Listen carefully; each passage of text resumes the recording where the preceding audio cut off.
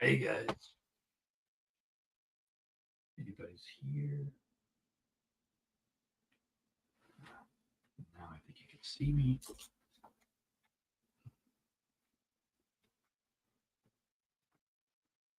How's it going, everybody? Can you hear me?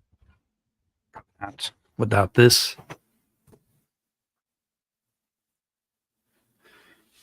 Hey Maribel. Hey Olga. How are you guys today?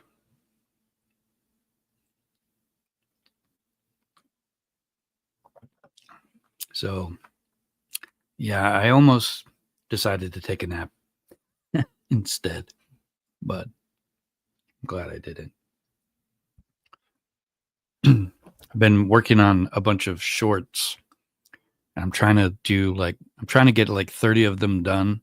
These are like 2-minute videos or whatever. And man, I wish I didn't have to show my whole room here. Oh well. But yeah, I'm trying to get like 30 of them done.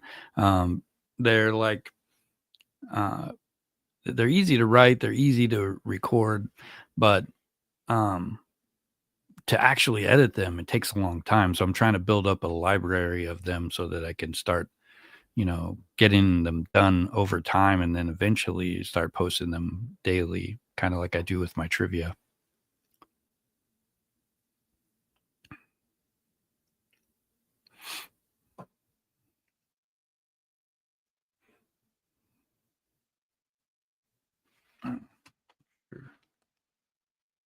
So I just want to make sure, yep, my mic sounds okay. I'm sure there'll be a few more people showing up. I just wanted to kind of talk about the Kohberger case some more.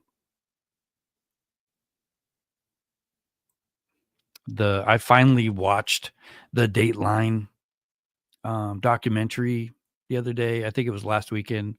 Um,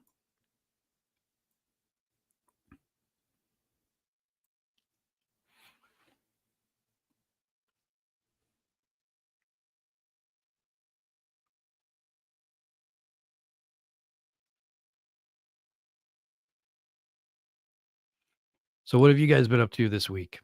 Anything exciting?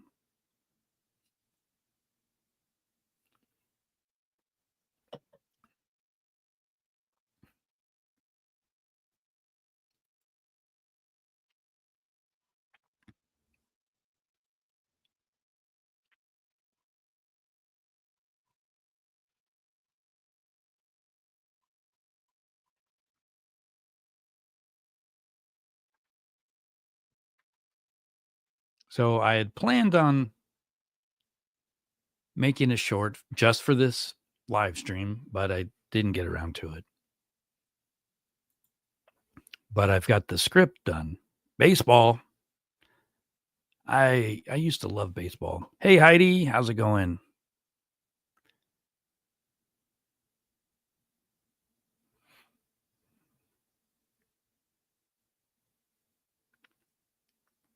So are you guys actually following the Kohberger case? Because I really feel like everyone should be watching this. Um,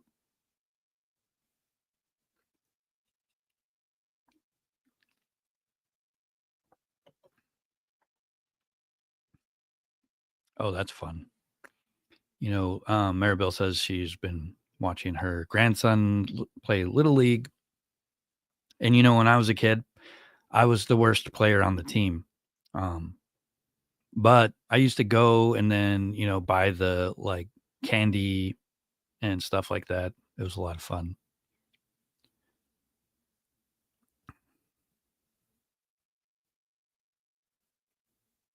Yeah, Heidi says she's following it closely. She is from Oregon, which is pretty close to Idaho, depending on where you are. I'm guessing maybe like Portland area.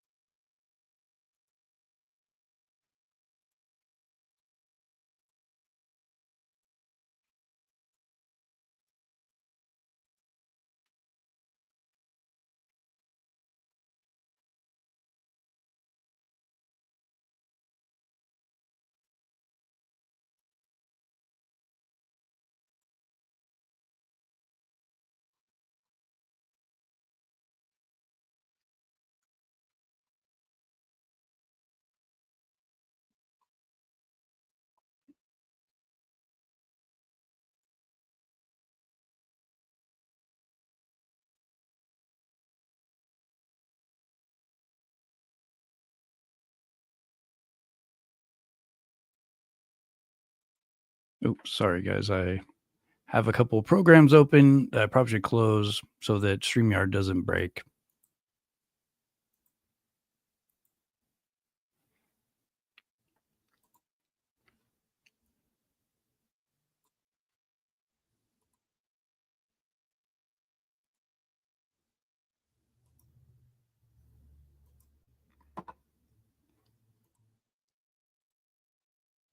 All right. I think I got everything ready. You know what's funny? I've lived in Alaska since 2019 and I have yet to see the northern lights. I used to live out in Dillingham, which is a small village, kind of southwest from here. It's in Bristol Bay, which is the salmon capital of the world. Um, that's where all the fishermen go from like right now through, I think, through July, um, and get salmon for everyone. Um, but even out there, there was like two or three times that the northern lights had been visible, but it was like at 3 o'clock in the morning when nobody's outside looking at it. And then you get to work and find out that, oh, you should have woke up at like 3 o'clock and looked outside because then you would have saw the northern lights. Um, but yeah, I have yet to see them, which is kind of sad. I know if I go up to like Fairbanks or something in the wintertime, I should be able to actually see them once and for all.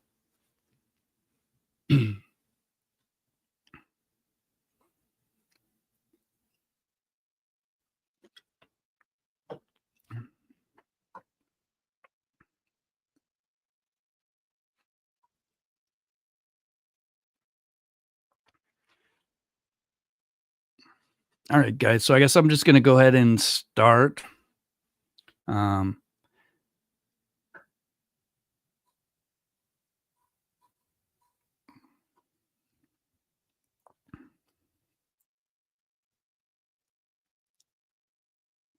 well, the thing, Maribel, with Alaska right now is we're only getting like 4 hours, 5 hours of nighttime. So it would be really hard to see them here, I think, just because it's going to be daylight most of the time. Um, I think it's after 11 before it's actually dark now, and then it starts getting daylight again at about 3 in the morning.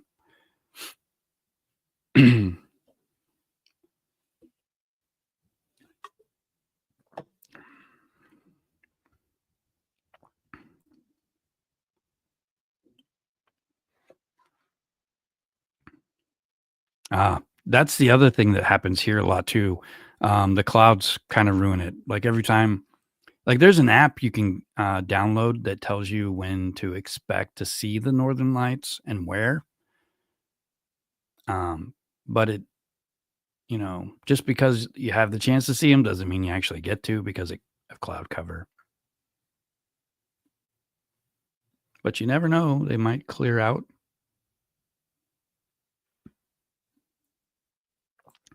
So yeah, this episode, this live today, I just wanted to kind of talk about the gag order and what it means, why it was implemented, and why it's such a big deal that a big news channel like NBC Dateline, can get away with this kind of stuff and just like put out things that is supposed to be, kept secret until the trial happens, and the reasons for it.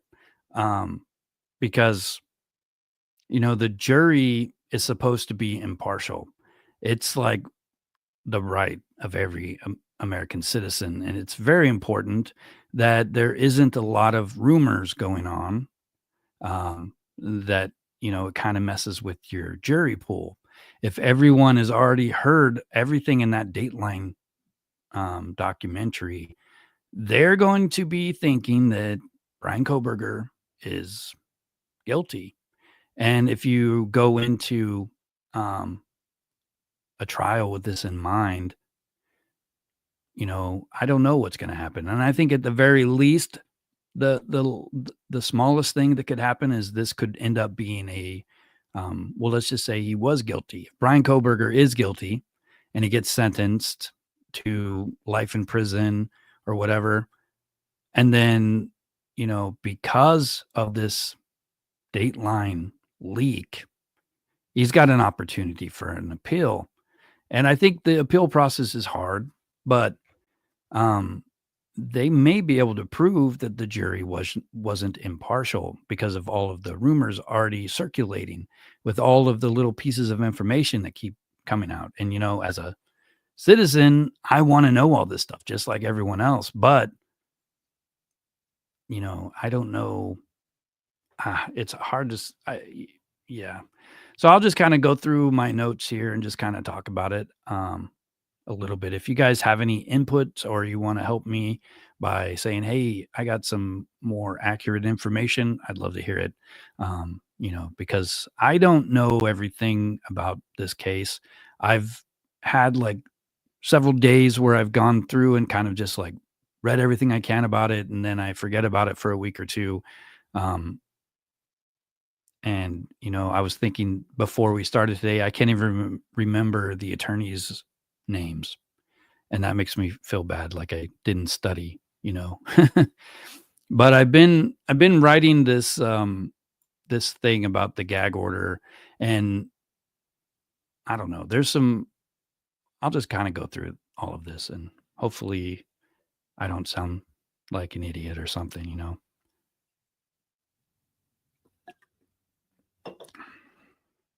So back in January of 2023, the Idaho court imposed a strict gag order on everyone involved in the Kohberger case. This order barred attorneys, law enforcement, and anyone with case knowledge from speaking publicly about the case or sharing confidential information. Precisely to balance the First Amendment with the Sixth Amendment and safeguard Kohberger's right to an impartial jury.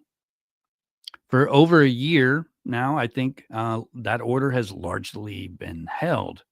I think the first leak I remember hearing about was the 911 phone call, and that was a few months ago. But the big thing is on May 9th, NBC Dateline aired a 2-hour special titled The Terrible Night on King Road. If you haven't watched it, I think you should. It is interesting. It is good information, and it seems like it's real, but, um, I feel weird that it's still available, that it hasn't been like, there hasn't been any kind of cease and desist orders put out to, get that off of, the network, because the more people that see it, the less likely they're going to get a fair jury. But yeah, the gag order is designed to balance the First Amendment with the Sixth Amendment and safeguard Kohberger's right to an impartial jury. The episode contained previously unreleased confidential details about the investigation, details explicitly protected by the gag order. The NBC correspondents Keith Morrison and Shane, I forget his last name, they produced it.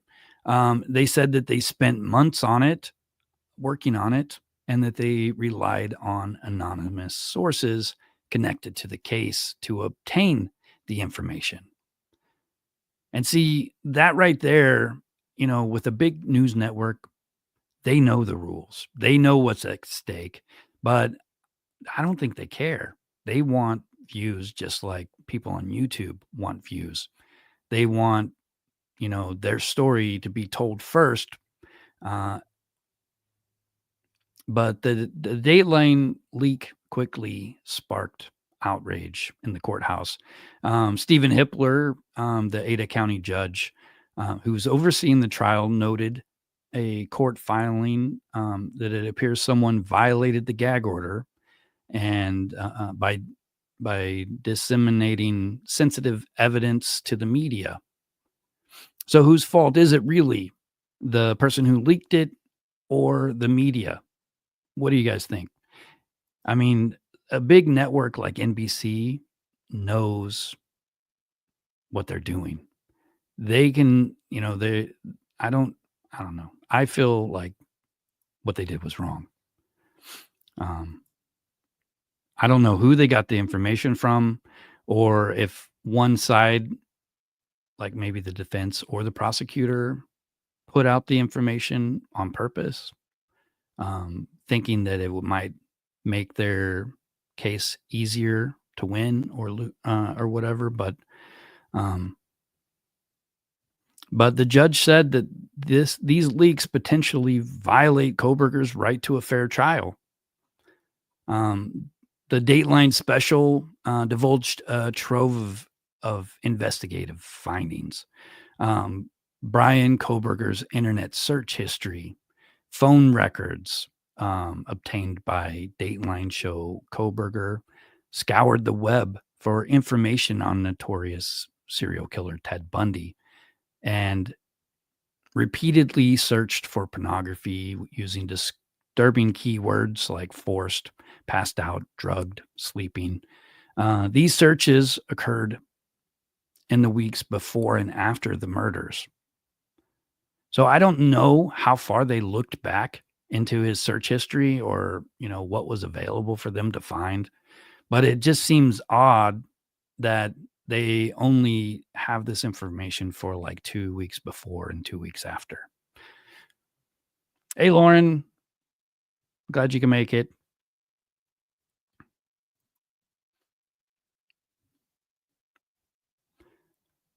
Such graphic evidence, presumably known only to investigators who analyzed Kohberger's phone, that was exactly the kind of information that the gag order was meant to shield the public from. If you are like me, you want to know everything you can know about this. So the public wants all of this information and they want it right now, you know. But there's reasons why it needs to be, kept from the public at least until it comes out in trial. Um, there was cell phone location data. The episode revealed that an FBI cellular analysis had tracked Kohberger's phone to a cell tower covering the victim's neighborhood 23 times in what was it, 4 months leading up to the killings. All those pings occurred after dark, with one as close as 6 days before the murders. When they explain this kind of information, the way that they're explaining it in the news, there's only one reason why his phone pinged in that neighborhood. There's one reason. He was in that neighborhood. This is what they want us to believe, or the news is kind of trying to say that the information, shows that he was in the neighborhood planning this attack for a long period of time before he actually got the nerve to do it.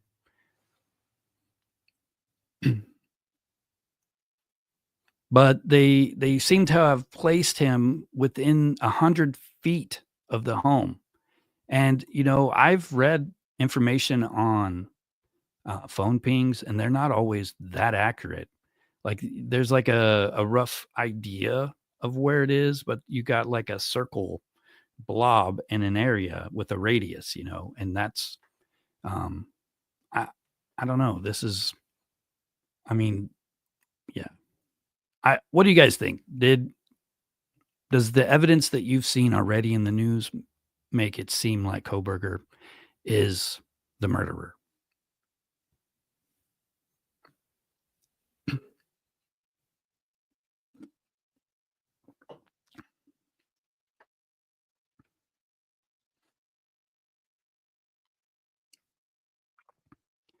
This level of detail about Kohberger's alleged stalking the house.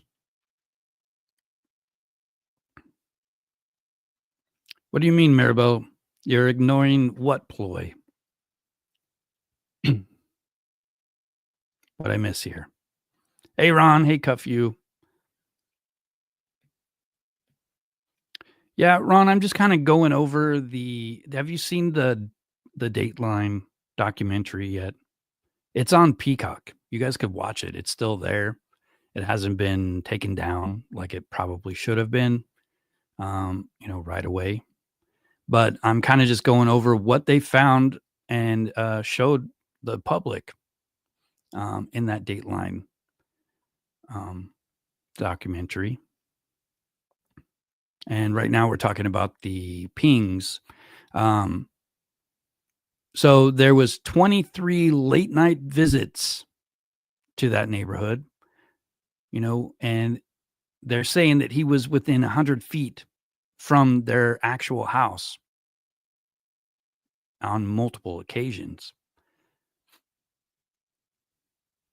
And this information had to come straight from investigative data that only insiders would have access to.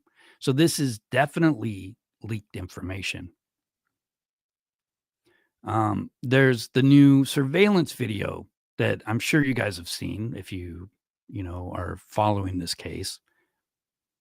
You can clearly see the car. You can't see the driver exactly, but you don't see the driver getting in or out of the vehicle. You just see the driver speeding off.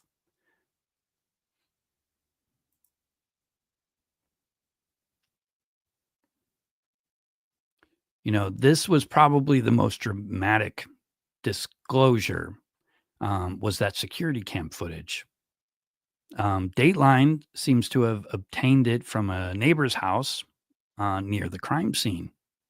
The video was never shown to the public before, but it captures Kohberger's white car matching. Well, it may not be Kohberger's car, but it's a white Elantra speeding away from the house around the time of the murders.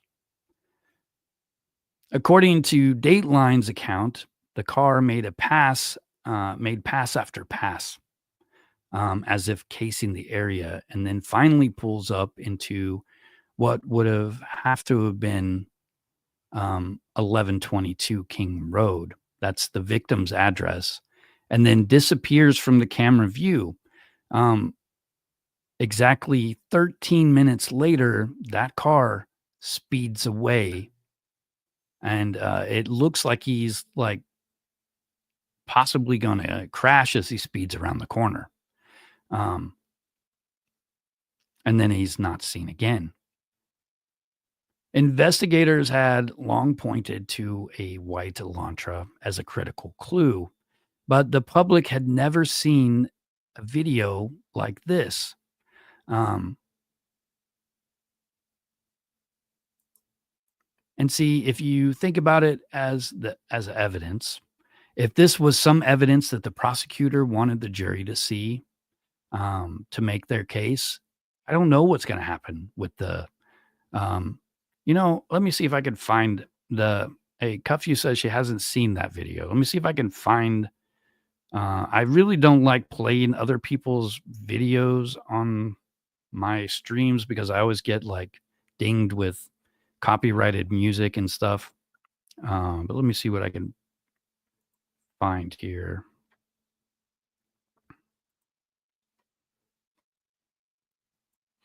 But I mean, it's a clear picture of the car. I don't think it's clear enough that you can see who the driver is.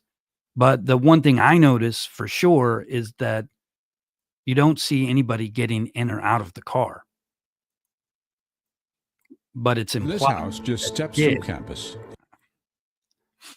So let me see. This is the video, and this one isn't as clear as some of the ones I've seen. But this is from one of the neighbors' houses.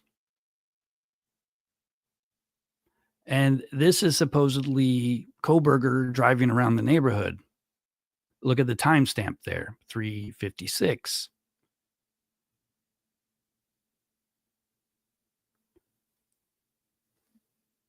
And I think that's all they showed on that one. But this is a good documentary if you guys have a chance to watch it. It's on Peacock. I couldn't like I hardly ever get to watch TV, and I watched the whole thing. I'm just trying to check and see if this has got any more of the footage of the car. In the actual documentary, they talk about how long he'd been sitting outside of the house. But yeah, I don't think they show any more of it. Not in this one.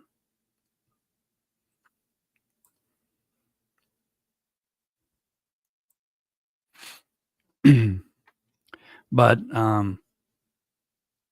yeah, it's just like there's rules for a trial. And those rules are meant to protect not just the defendant, but the prosecutor and the judge, all the people involved in the case. Because if information gets leaked like this, it can have all kinds of um, unintended, like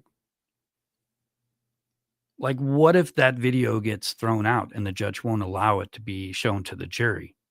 And if that's a crucial piece of evidence that they should see, I think. But somebody leaked it for whatever reason. I don't think it was just some police officer like saying, "Hey, I got this video, but you can't tell nobody that I'm going to show it to you." You know, it seems like the people from NBC were talking to somebody. They kept asking until they got what they wanted, and the trial be damned, right? They don't care about the gag order because they're not under the gag order. Though I feel like, with a big news company like that, they should have some kind of sanction or something, or take the video down until after the trial's over or something. Um, it just kind of irks me a little bit that, um,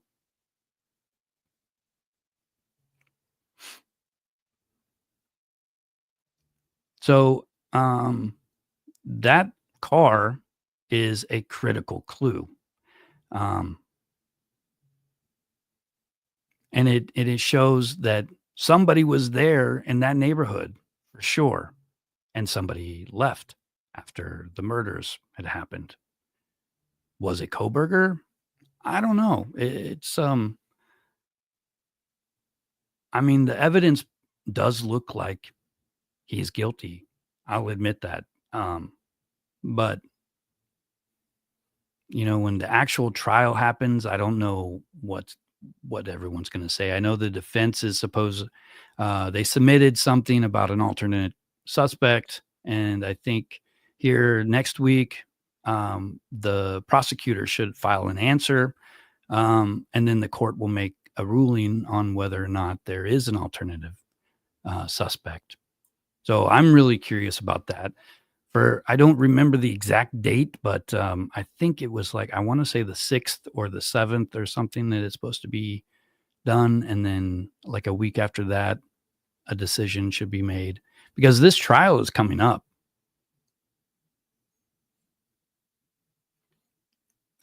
Assuming they can find a jury.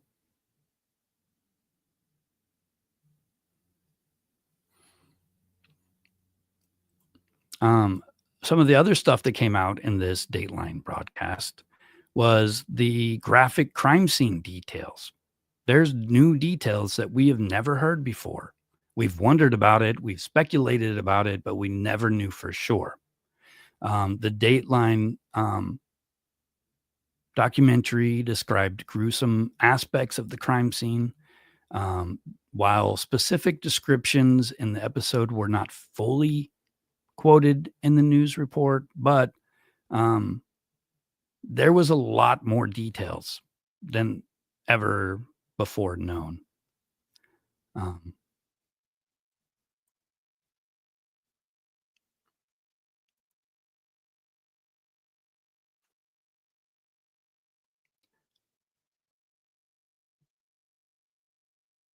but all of this information should be part of the gag order. I think it was Judge Megan Marshall's gag order that has now been adopted by Hippler.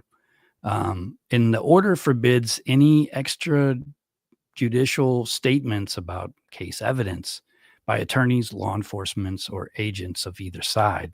And I guess the real question is, who is got NBC in their pocket, just planting this information intentionally? That's my big kind of conspiracy theory right now, that one side or the other gave that information up, hoping that it would be broadcast for, to help them win their arguments.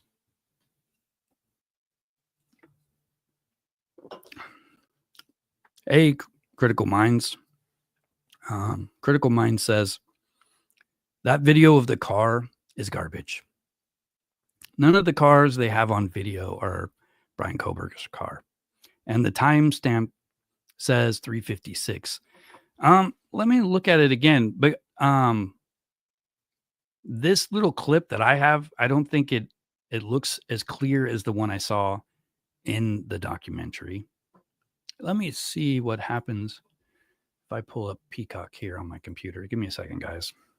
Maybe I can actually find it, and I'll probably have to edit it out of the live stream, but I don't know if it'll let me share the screen.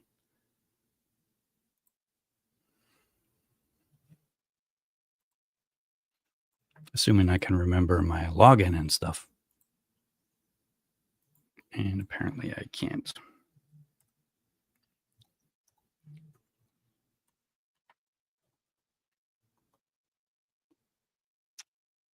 Darn it. Where?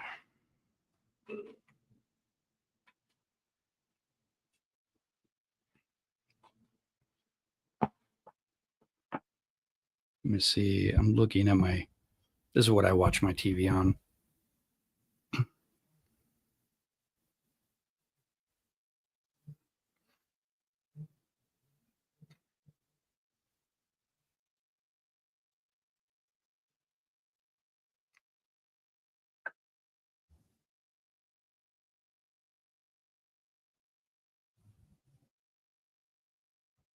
I'm just trying to see if I could remember the password.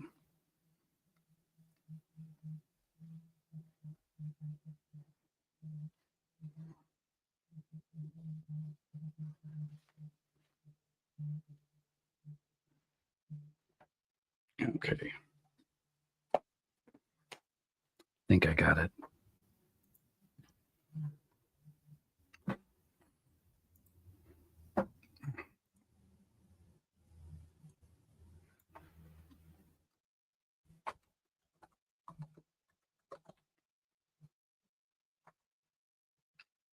Nope, I can't remember the stupid password.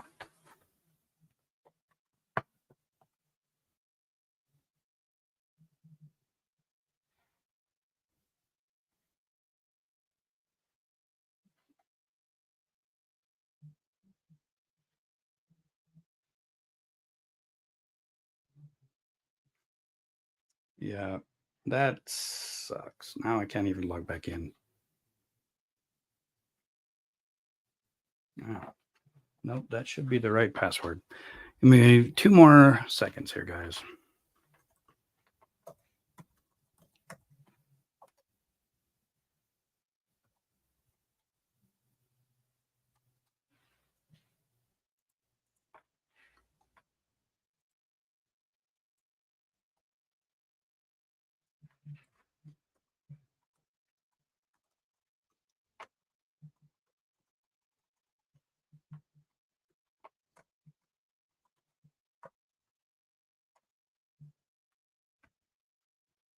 Well, that's weird because the password works on my tablet, but not on my computer screen.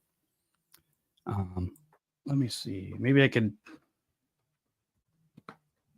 show you from my tablet. Here.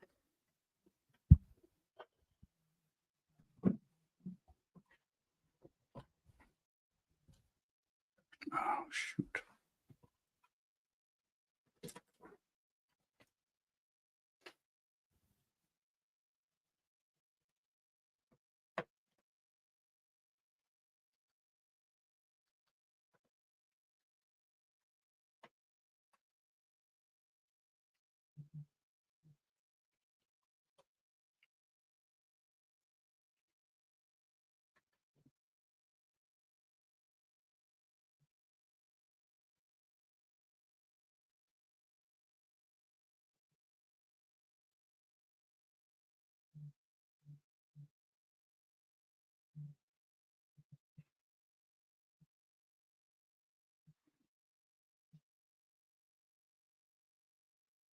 So let me see.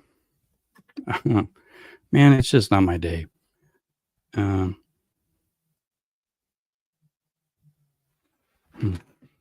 don't know. I think it just like knows that I'm trying to do something, so it doesn't work.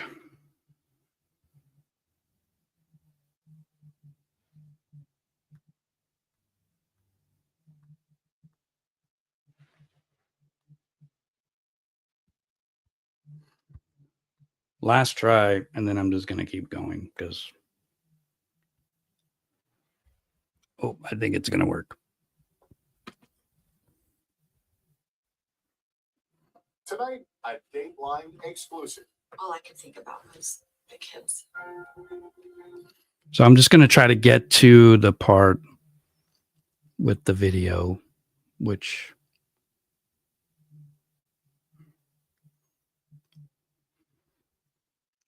I know it's not very good.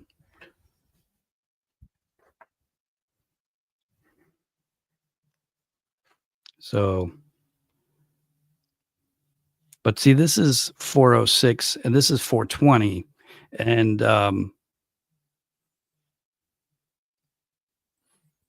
they have some better footage in there somewhere.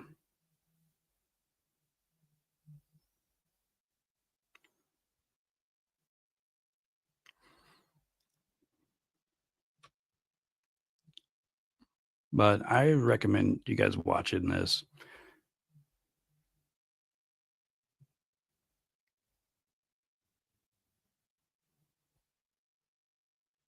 Here's the better one, I think.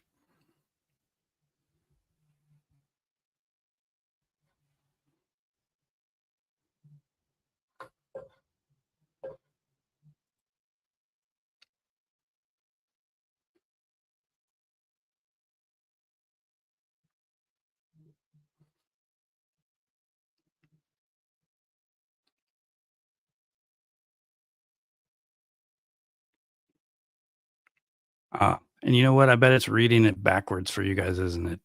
Now that I notice this isn't working the way I wanted it to. But yeah, I'm not gonna.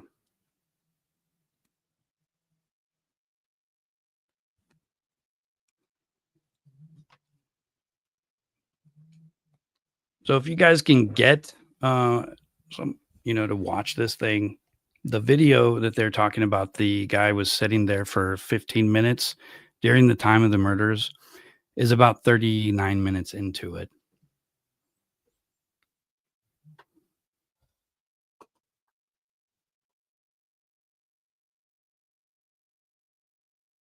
Yeah, I agree. Dateline is definitely interfering with the trial from being fair. And whether it's, which side is having them do this, or maybe no one, not the defense or the prosecutor was, wanting this information leaked.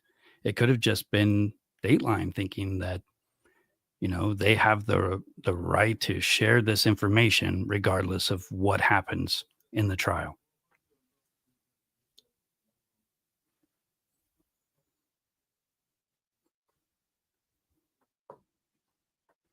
Here, I gotta move this out of the way. But it's just crazy that they were allowed to leave it on there. It's still there. You know, whenever I first heard about it, I didn't watch it. And then a week later, people were still talking about it. And I was like, well, there's no way it's going to still be there. And it was, and it's still there now. I think it's been 3 weeks since they posted it. It's gotten millions of views, and people are talking about it all the time. You know, just spreading that information even more, like me talking about it also kind of spreads the same information. Is Nightbot really? Wow. Did Nightbot really say that? Nightbot is not being cool. What did you try to post a link of? That's crazy.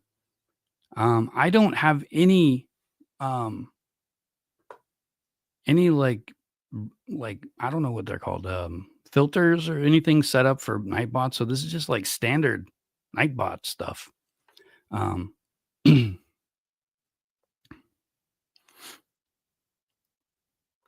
But yeah, all of this information was protected under the gag order, an order that forbids this information from being put out in the public by attorneys, law enforcement, or agents of either side. And I think the agents of either side is really important here, because if somebody can prove that the other side leaked that information to Dateline, you know, there could be some repercussions. But nobody who knew these facts before were legally allowed to disclose them. NBC's reporters claimed that they got this information from unnamed insiders, a blatant breach of the court's directive. And I can't, say that enough. A blatant breach of the court's directive. They have no regard for this trial at all. And that's why they're, putting this information out there. Plus, everybody wants to know. So that guarantees they're going to get a large number of views.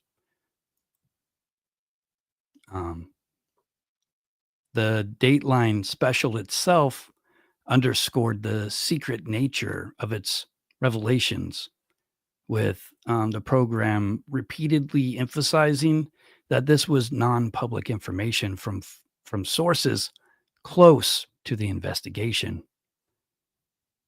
It was a journalistic scoop, I suppose. They'll do anything for the scoop, right? At least that's what I think they used to do. I don't know that they should be allowed to have unnamed sources. I think the judge should make them reveal it to him at least.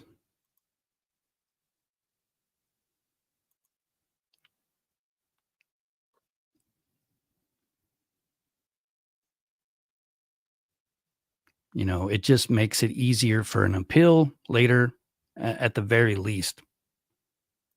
The defense will be able to say, well, we didn't get a fair trial because this leaked information ruined it.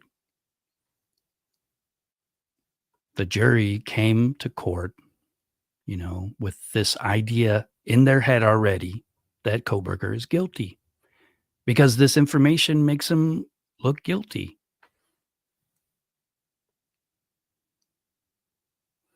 Cuffy, I do have the link to the video in my description here. If you got Peacock, you could watch it. It is very interesting. Specifically, there's a part where Kohberger's at a party at a pool. That part was, I think, really gave me a lot of insight into Kohberger's personality, and maybe kind of leans into the stalker vibe that they keep mentioning, that he was, going after one person. But this pool party, yeah, you just have to watch it. It's pretty good. And I guess there was also somebody else who was friends with Kohberger that met him at this party. And they said stuff like, well, he just kind of, you know, included himself in these outings. And that's how they kind of all met, was through this like hiking group or something, if I remember right. And there was a part about how the girl, the friend, not a girlfriend, but the female friend of his, had somebody break into her dorm or apartment, and then they rearranged her stuff in her bathroom. And she panicked and she texted Bryan to come help, because she was scared. And he did. But then after all of this came out, she started thinking, well, what if Bryan did it? What if Bryan got my spare key, came into my apartment, set all this stuff up and was expecting me to call him for help? It's really, really makes Bryan look guilty from many different points of view.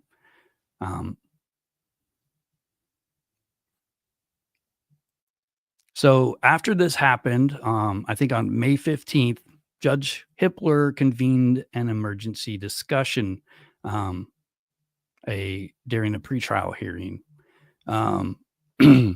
He stated unequivocally that the Dateline disclosures likely violated the gag order, and that someone with knowledge of the investigation had leaked it intentionally. Hippler expressed deep concerns that such violations frustrate the ability to ensure both sides receive a fair trial. And he warned that the leak could make seating an impartial jury far more difficult, drawing out an already long and complicated court case, costing taxpayers more money.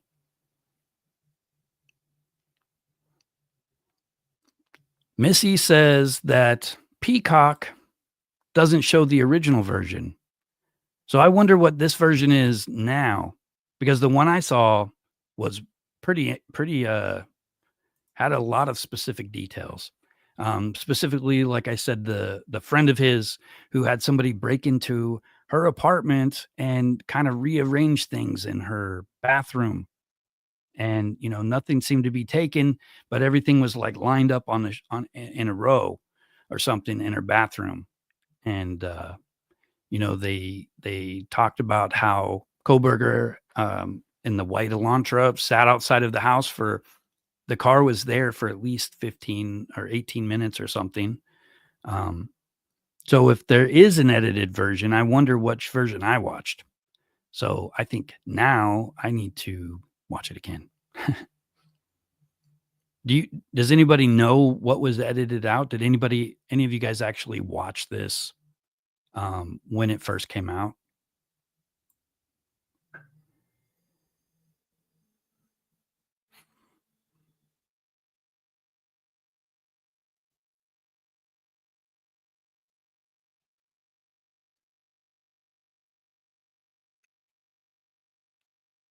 Yeah, Maribel says, ladies, trust your spidey senses. And then Olga says, where'd it go? If I would, Maribel, it would be no people. Yeah. You can't trust anybody. It's kind of scary. The more true crime stuff you guys learn about, the more you realize that the people you think you can trust, you really can't. You'll never know that they're a murderer until they, try to murder you, most likely, or they get caught.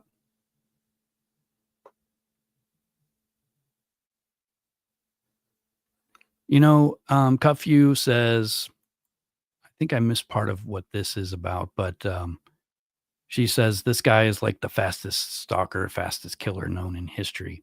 But, Ted Bundy killed 2 people, raped one of them first, like actually raped them, and killed her and killed another one, and then broke the jaw of another girl and severely injured a fourth person in less than 15 minutes. And I think that's why it's so important that they are bringing up the Ted Bundy Google searches. Because after Ted Bundy went into that sorority house and killed 2 people and severely injured 2 more, he went down the street and tried it again at another house.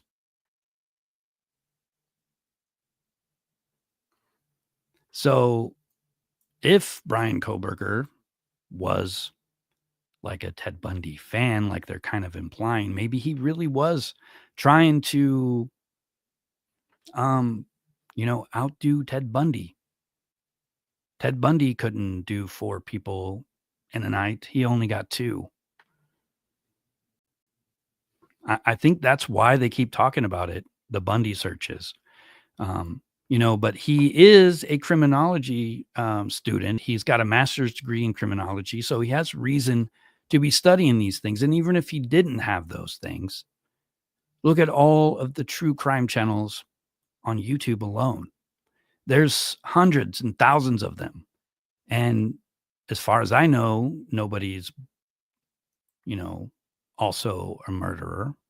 At least they haven't been caught yet, right? But I mean, just searching for Ted Bundy doesn't make you suspicious, or it shouldn't.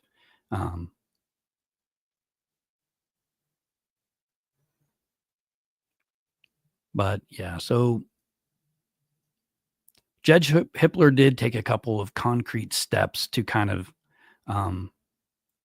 handle this leak. First, he issued a preservation order to everyone involved in the case, police officers, lawyers, consultants, forbidding them from deleting any communications or records related to the murder or to that Dateline episode. So if this was like Nicole Kessinger and she's in this group and she decides, Chris's family's missing, I'm going to delete everything in my phone, she would be one of these people who would be forbidden to do that. And if she does, it's going to make her look suspicious. And the same thing is going to happen. So if somebody does delete things on their phones and they get caught, it makes them look guilty. This is essentially a directive to freeze all emails, text, and documents in case of a forensic investigation to trace out the source of this leak. Second, he demanded full transparency about who had access to that leaked information. Hippler ordered both prosecutors and the defense attorneys to produce within 7 days a list of every individual on their teams, including staff, investigators, and expert witnesses who might have had access to that specific data that was leaked, such as Kohberger's phone records, his search history, that surveillance video. By casting this wide net, the judge signaled that no one with knowledge is going to be above scrutiny. I believe he's trying to figure out who leaked it, and I don't know what's going to happen when he finds out who did it, but I don't think it's going to be just a slap on the wrist. Hippler's comments pointed to the prosecution side. He noted it appeared the leaker was someone associated with law enforcement or the prosecution team. See, I think if it was the prosecution team who leaked this, I think it actually is worse for them, because this is very detailed information that might sway a jury if it gets admitted as evidence. And at this point, it's been leaked. I don't know if it can be admitted or not. I don't know. But his written order also did not rule out the defense side. It broadly covered anyone formerly or currently involved in the case. He acknowledged that it could have been someone tied to either the investigation or the defense team. But it underscores that any breach was going to be treated seriously. But as far as I know, nobody's been caught yet. Nobody is under suspicion yet. So I don't know if it's just like, all talk. Judge Hippler raised the possibility that appointing a special prosecutor to dig into the leak, which I think should be done. He said he was open to bringing in an outside prosecutor who could use subpoena power and even put people under oath to question them about the leak. This is a pretty severe measure if somebody gets questioned. Finally, Judge Hippler immediately moved to mitigate the damage done, realizing that the leaked evidence had now saturated the headlines. He took a few steps to protect the trial itself. He announced that he would impanel extra alternate jurors to ensure that even if some jurors are tainted or dismissed, the trial can continue fairly. Normally, 6 alternates are planned for this type of trial, but Hippler said he would add 2 more, a total of 8 alternates. He even raised the idea of sequestering the jury, which I don't think they do so much anymore. But when you're on a jury, you're not allowed to watch the news. You're not allowed to go to the crime scene and drive down those roads. You're not allowed to do any independent investigation of your own, including looking at other documentaries for information. When you're a jury member, you're given a specific set of information, and from that, that's what you're supposed to base your decision on. And I think that's going to be very, very hard to do at this point. You might not think, it's like 3 or 4 things, right? But you might not think that it's a lot of information that could really, mess things up. But it is very detailed information that should have been saved for the trial, saved for the jury, and then talked about after the trial was over.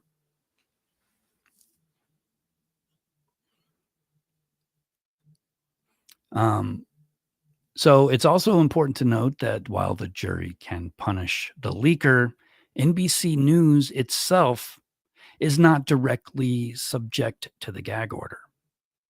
American law, shaped by the First Amendment, does not allow a court to punish or restrain news outlets for publishing information of public concern that they lawfully obtained.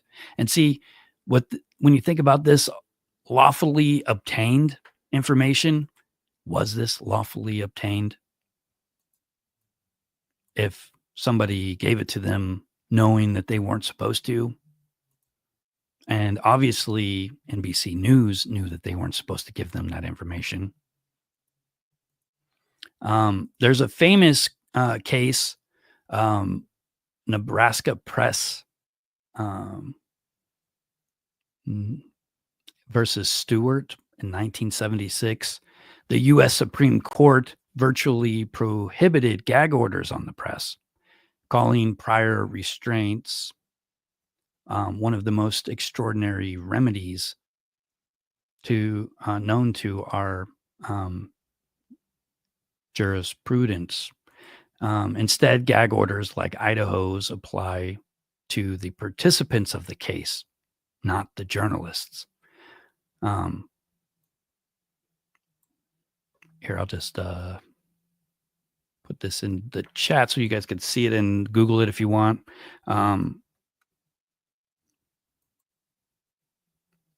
Watch, Nightbot's going to be like, no, you can't post that there.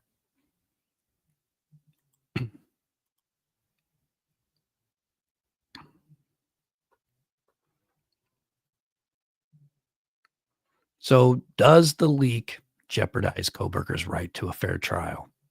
This is the million-dollar question weighing on everybody's mind. Bryan Kohberger's defense team certainly believes it does. Within days of that Dateline episode, Kohberger's attorney, what is her name? Ann Taylor, filed an urgent motion asking the court to delay the trial. I don't believe he actually delayed it, but the defense argued that moving forward so soon after such a high-profile leak would infringe upon Mr. Kohberger's constitutional rights, namely his Sixth Amendment right to an impartial jury and due process.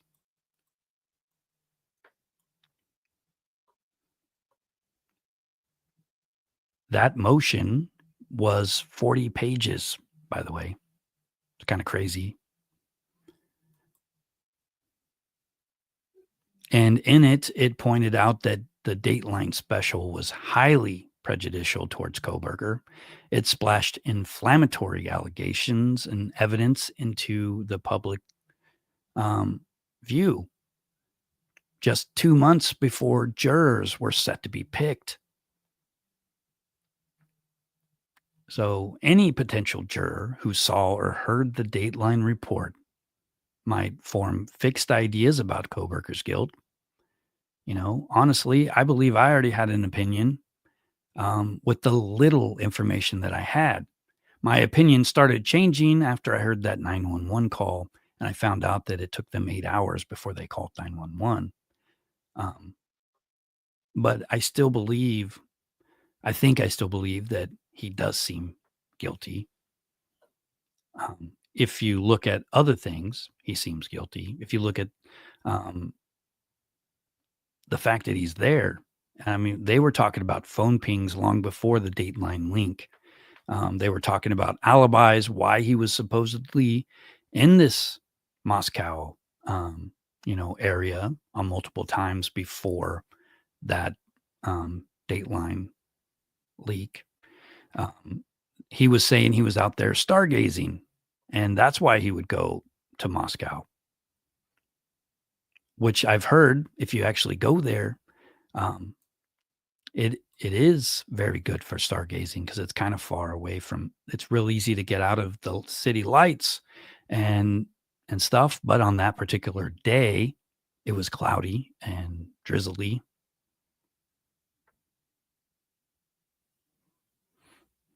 Cuffew says, let's see.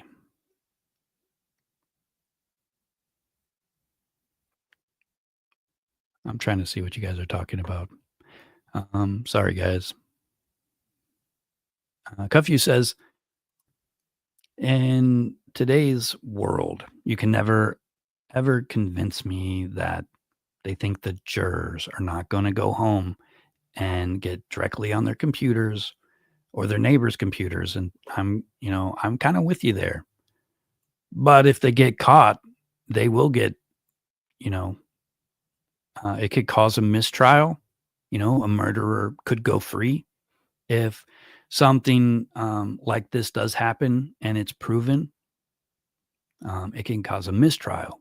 4 weeks, 6 weeks, 2 months, 3 months of trial could go down the drain because of one jury member got outside information.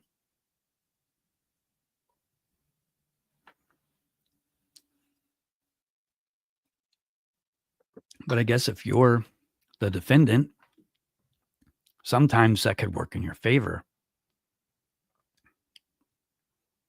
I think after a mistrial, it's probably harder for the state to make their arguments and win over a jury because the defense will already know all of its arguments and be prepared this time.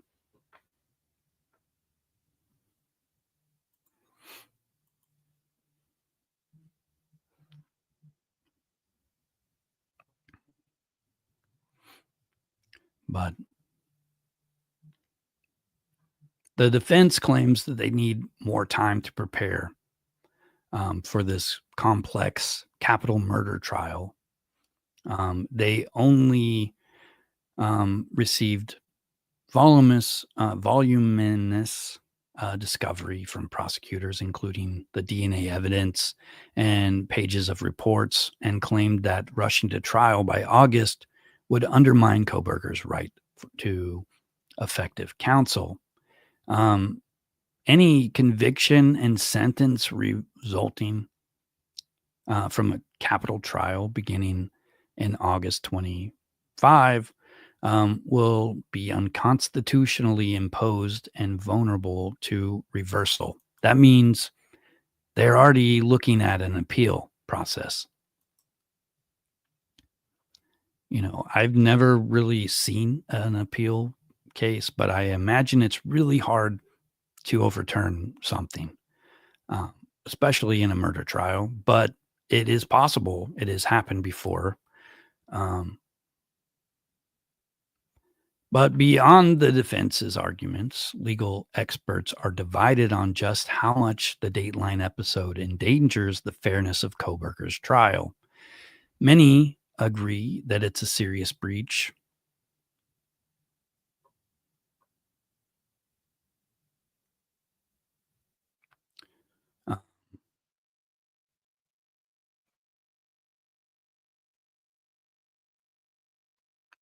Let's see, what is this? Not only should it have never happened under any circumstances,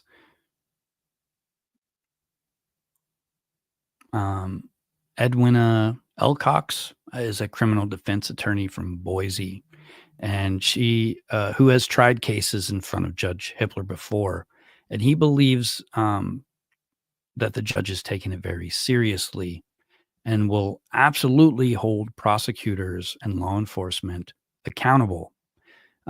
If they are responsible for this leak, they will be punished. She even floated a drastic remedy. The judge could consider excluding all leaked evidence from trial as punishment. Now, see, that makes me think that it could be a plan by the defense's team to leak that information.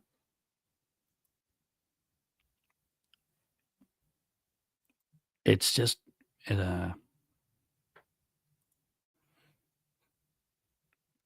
imagine if this evidence was not allowed. I think it's going to be much harder for the prosecutor to win their case. Obviously, I don't know how much evidence they have, but I don't think they have a lot of specific information, unless they've got a knife with his DNA on it and the DNA of the victims on it. I don't think they have anything like that.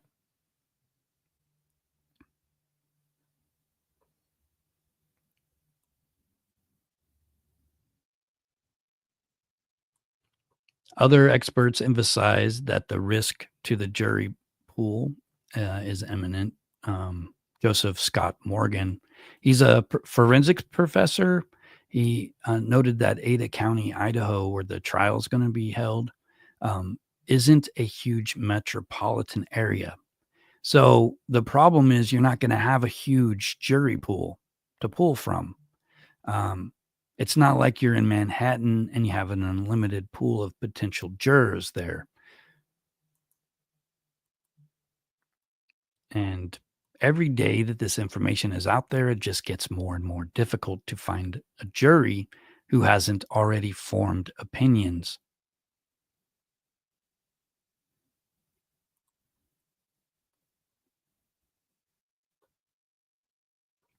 Another case that happened a couple decades ago that you guys should check out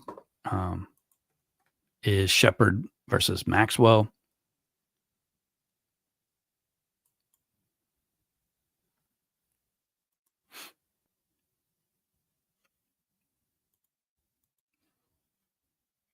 So Dr.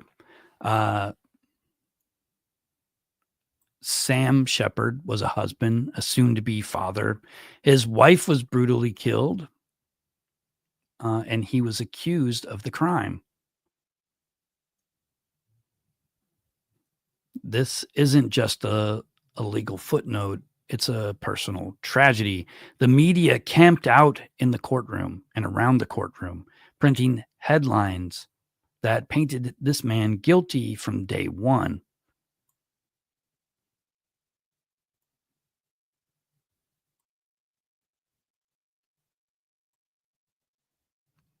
So there were reporters roaming around the courtroom. Jurors were able to hear the daily gossip, and rumors often outweighed the facts. I'm pretty sure nowadays you're not allowed to talk about the case in front of the jury, which I think is weird that they were allowing the jury to stay in there while the reporters were talking about this stuff. Today we've got the 24/7 news cycle, and social media makes it even easier to get more information. And not all of that information is true, but it's not always the truth that sticks in everyone's mind and gets spread virally. The Supreme Court said a fair trial is fundamental, and judges must actively prevent prejudicial publicity. In the Sheppard case, the trial judge didn't do enough to protect the jurors from the biased headlines. As a result, Sheppard's conviction was overturned. And see, that is something that could happen today as well. Hello, Andrea Quid. How are you today?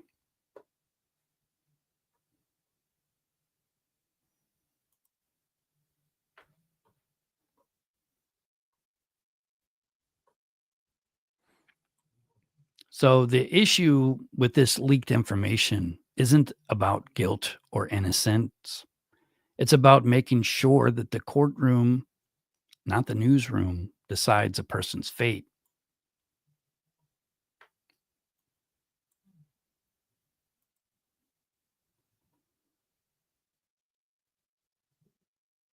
The tug of war between an unfettered press and a fair trial is not new.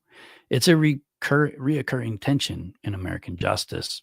The Supreme Court has addressed it in these landmark cases that I've mentioned, setting the guiding principles that resonate powerfully here.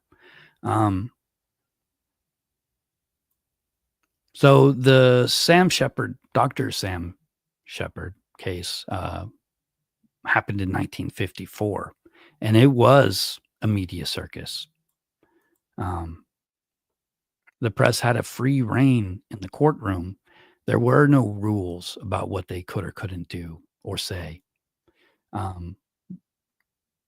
Jurors' names and photos were published publicly. I don't believe they do that anymore. Your name is private, so you don't get harassed by the media.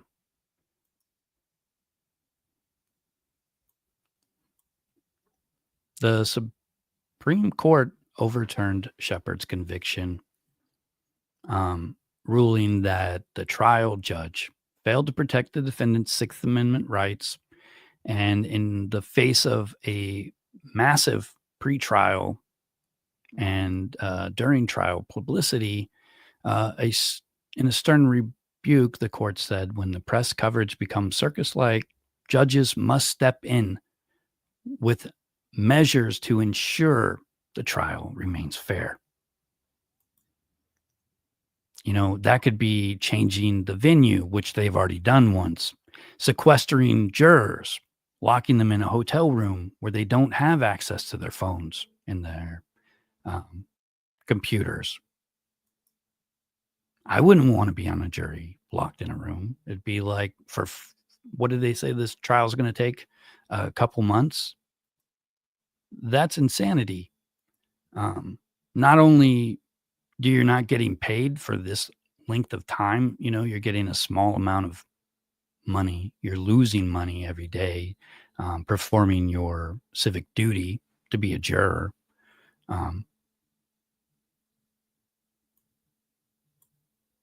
If they have to sequester the jury, then that's even more people, more money that the state will have to pay. And I think it's a lot more disruptive to their lives as humans. We've all got, spouses, children's, family members, and I don't know. It would be hard if you weren't allowed to talk to them. Period.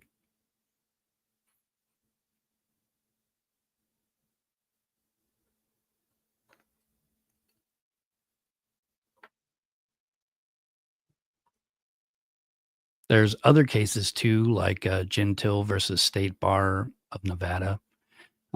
Further refined the balance by allowing courts to discipline or restrict lawyer statements if they pose a substantial likelihood of prejudicing a trial, since lawyers are officers of the court. In Kohberger's situation, that principle was already in play via the gag order. But what happens when, despite these rules, a leak occurs, as it did with Dateline? Somebody mentioned that they had to edit that video. I don't know anything about that. I'll have to look into it and see if I can find out what was taken out. I didn't watch it the first week that it was aired. I watched it, I think, last weekend. So it had been out for a couple weeks already.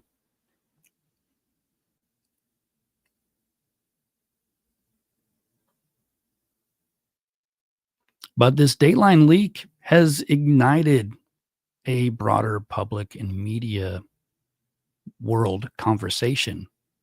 Was NBC's actions a bold journalistic service or an irresponsible breach that could derail justice? Imagine being the family of the victims, and if Kohberger was actually guilty, if he got away with it because of this.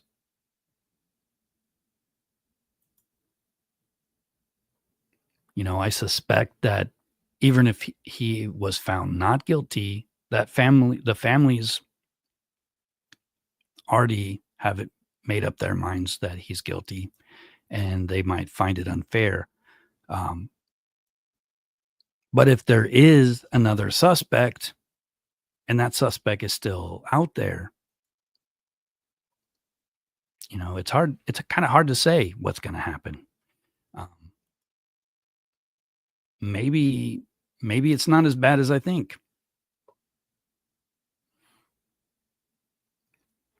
Hey guys, thank you for reminding everyone to hit the like button, Andrea.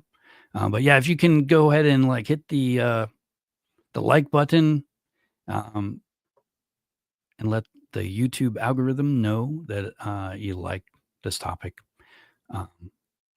Hey, Cara Garrison, thanks for joining us.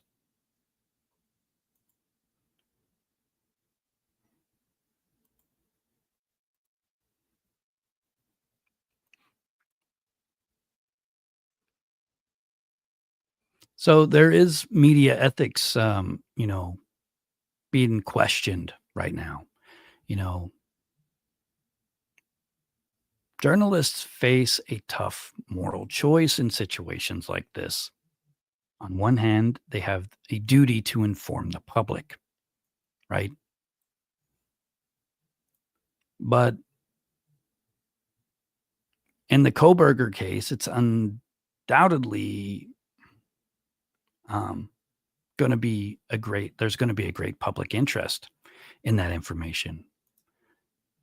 The leaked material, it is definitely newsworthy. They reveal facts and evidence in the investigation that we didn't already know. NBC might be arguing that it performed a public service by uncovering these truths. But I don't think they cared as long as they get the scoop. I don't think they care about the outcome of the trial, because once the trial's over, then the news stops.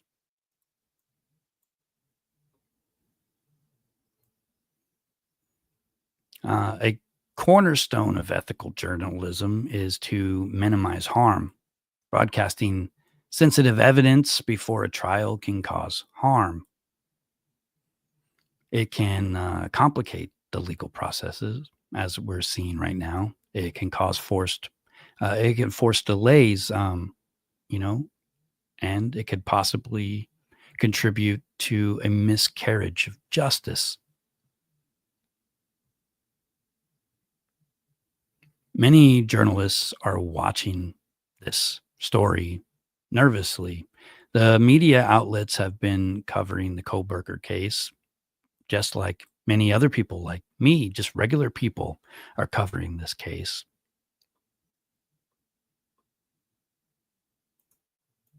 And I don't know, if I had that information, would I put it out there? I wouldn't necessarily know, like a big news network, that I'm possibly derailing a trial by releasing this information.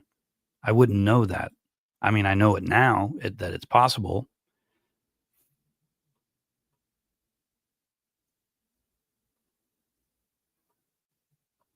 Some cases, some trials, they don't even let media into the courtroom because um,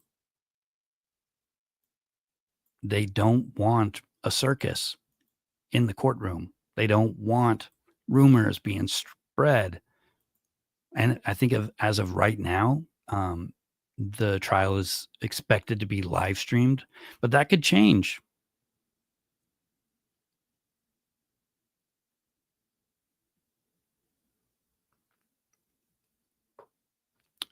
Kara says, as someone who published frequently, my duty to inform will never be put before a victim's representative, a prosecutor, or a defendant's ability to prove their case. So, Kara, are you like a reporter then? Because I mean, how do you find that line, and how do you know when not to cross it? I mean, I guess experience would probably give you, the knowledge that you need to make those decisions better. But if you're a new journalist and you don't know all these things and you don't have that experience, and some information just falls in your lap, what do you do with it? Do you share it and possibly, mess up a trial?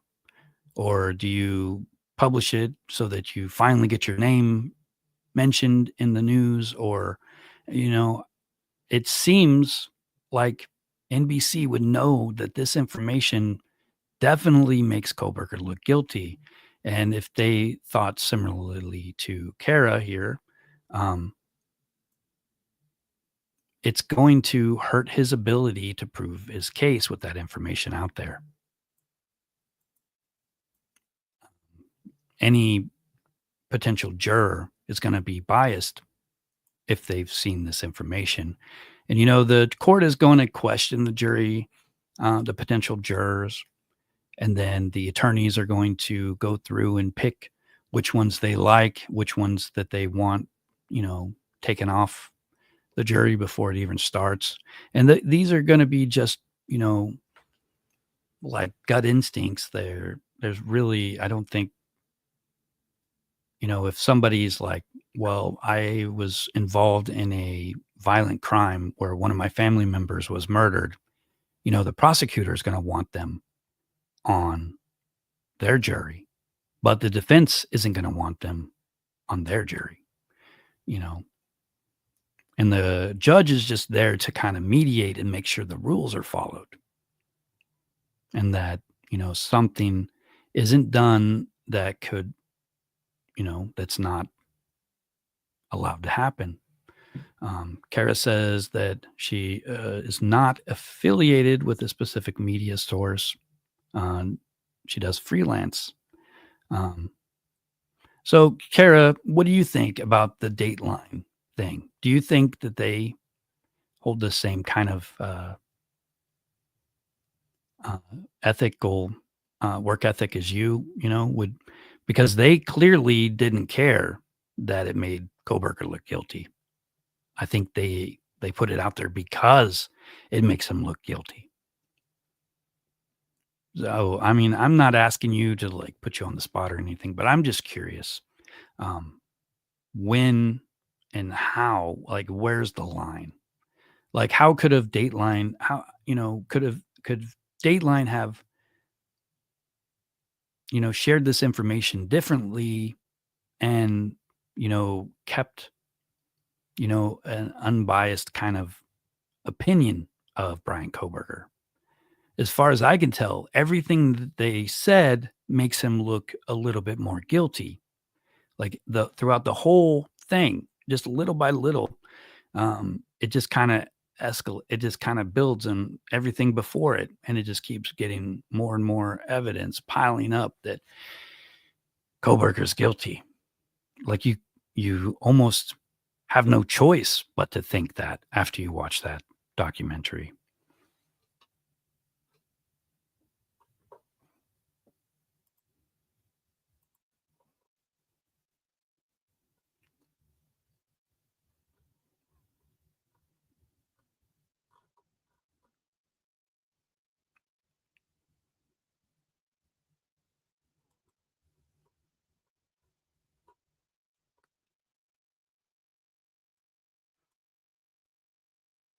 The appetite for documentaries, podcasts, TV specials about ongoing investigations has never been greater. If you think about it, all of the streaming services out there offer documentaries on true crime now. Here, let me put this up there. Garrett thinks that Dateline is anti-gag order. They will also go to jail to protect their sources. Their approach of using it as a documentary of a convicted man is teetering absolutely wrong. I kind of agree. Um, you know, before this stuff started coming out, like before the 911 call, I was almost certain that Kohberger had done it.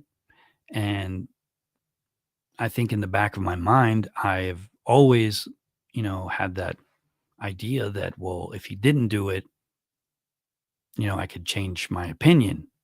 Um, it just seems so odd that he was there, that he's a criminology student, even, you know. But I think the weirder things that are the other evidence that kind of is out there, the 911 call. Why did it take so long before somebody called 911? There was several people that were called that came over to the house before 911 was called. So did they? I mean, it just kind of leaves out this like reasonable doubt for me. If I was a jury member and I found out about this 8 hours it took for somebody to call 911, but they're so sure that somebody was there at the house at 4 or something a.m. Like, why didn't they call 911 right then? They were aware enough to be scared and lock their door.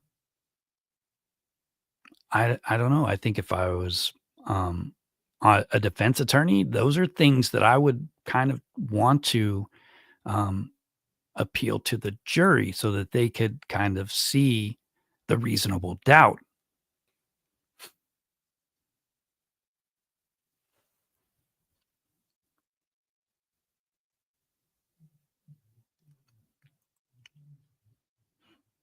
Kara says if they went with the approach of this is what was leaked to us and this is how it had happened, I would have respected it more. They went in with the mindset that he did it and that it's proven. And I can't agree more that is definitely that's what you get after watching that documentary. You know, it's hard not to see his guilt. But, the like devil's advocate in me like sees this information and I'm just like, oh, wait a second here. This can't be, allowed. Why is this happening like this? And I'm not trying to protect a murderer or anything, but I'm just saying that if it was me on trial, I wouldn't want, rumors to kind of sway the jury. I wouldn't want a judge who would allow rumors to be, something that the jury would be able to hear either.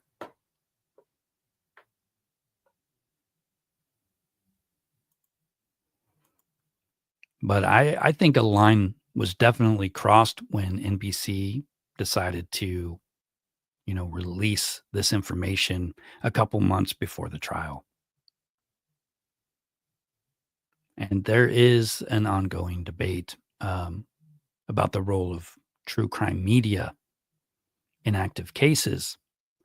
The appetite for documentaries, podcasts, and TV specials has never been greater, as I said a minute ago. The ethical lines can be blurred. Dateline's actions raise the issue: should journalistic pursuit of truth ever yield to legal considerations of fairness? Legally, the press is mostly free to publish what it uncovers. But ethical journalism isn't only about what's legal, it's about what is responsible. News organizations may reflect on how to handle leaked information in high stake cases. I think what Kara said was really kind of spot on. If they'd have said, hey, this is the leaked information we got, this is how we got it, it would have changed it a little bit. At least I wouldn't have been so blown away by the evidence that I'm looking at it and see how clearly the guy looks guilty. But as far as I know, news outlets can publish anything they want, and I don't think they get put in jail. I know Kara just mentioned that they'll go to jail to protect their sources, but I don't think they would go to jail to protect their sources if they were looking at 20 years in prison. Because for all we know, their sources aren't real. They hacked something and stole the information. There's a lot of unknowns here, especially when, a network like NBC can hide behind a source that they don't divulge their name. How do we know they even got it from a source?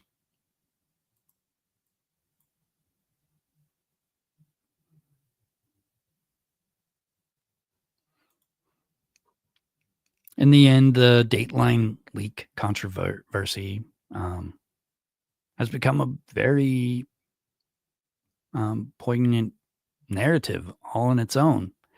The collision of truth-seeking and justice-seeking. One side stands on the principle that sunlight is the best disinfectant, that the public should know what is happening even in a murder case, even if uncomfortable facts are involved. On the other side stands the principle that everyone deserves a fair trial, that justice must be methodical and unswayed by the noise outside. Both principles are pillars of American democracy. Yet here we are. The tension in the Bryan Kohberger case is, this is a tragic case. And I think the way things are going right now, people are forgetting about the people who were murdered. And it's kind of scary. As this situation unfolds, it may well shape how courts and media navigate high-profile cases in the years to come. Some might argue that We're losing our freedom of speech more and more every year. But nowadays, anybody could say anything, and then by luck or chance, or, they say the right thing at the right time and it goes viral. It's not like it was in the 1900s when they have a newspaper that goes out to like 200 or 300 people or 5,000 or 6,000 people. There's millions of people that are getting this information. And a lot of people don't check the facts themselves. They don't get other opinions. They just hear what they hear, and then it goes into their brain that that's true, and then it gets shared. There should be a balance with this kind of stuff.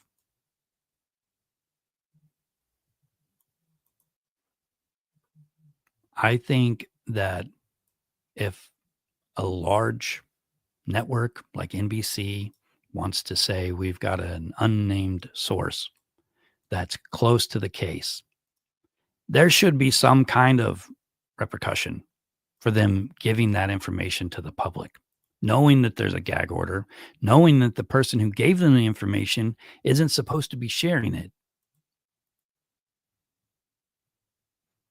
I mean, in my opinion, the only thing that's really happened here is it's given Kohberger a chance to go free. If he actually did this, that is a huge tragedy. If he actually does go free and he is the murderer, it just blows my mind, And at the same time, this information, if he was innocent, makes him look guilty. Anyways, guys, I think that's all I've got for today. But I do appreciate you guys hanging out and talking to me about these things.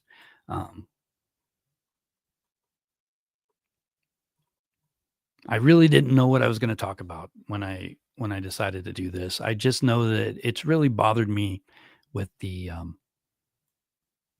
Dateline documentary. But I will definitely try to see if I can figure out what information was changed, if anything, if the original Dateline documentary has been edited. And if I could find that, I'll post it in my community tab and share it with you guys.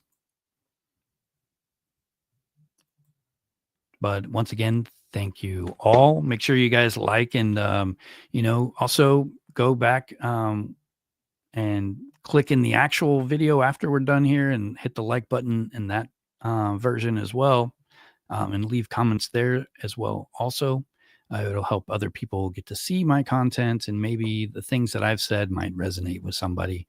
And, I try my best. I'm not like a real media person or anything. And I don't typically follow, open cases like this, but, I've been watching the Kohberger case since I first heard about it back in 2022. And before they had a suspect even, it's just an awful story. It's hard not to be curious, are they going to find the guy? Is the guy going to face justice? But yeah, guys, thanks a lot. And as always, stay kind, be vigilant, and always question the truth. I'll catch you in the next video.